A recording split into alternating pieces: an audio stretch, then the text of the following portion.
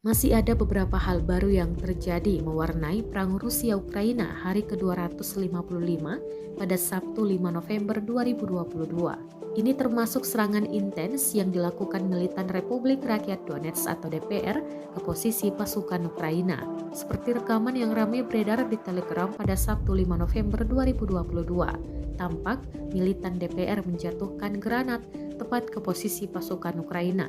Dalam keterangan unggahan disebutkan UAV DPR mengejutkan di arah Gorlovsky. 2 granat dilempar dari UAV dan mengenai kendaraan militer Ukraina. Pasukan Zelensky yang melihat kedatangan granat ketar-ketir menyelamatkan diri. Rekamannya pun menuai berbagai komentar dari warganet.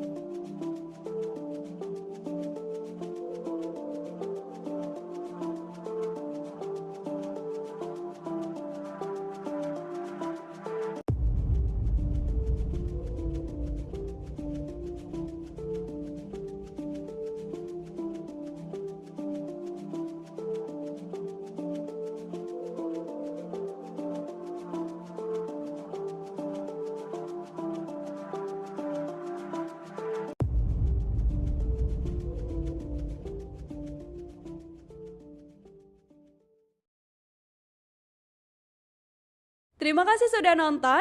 Jangan lupa like, subscribe, dan share ya.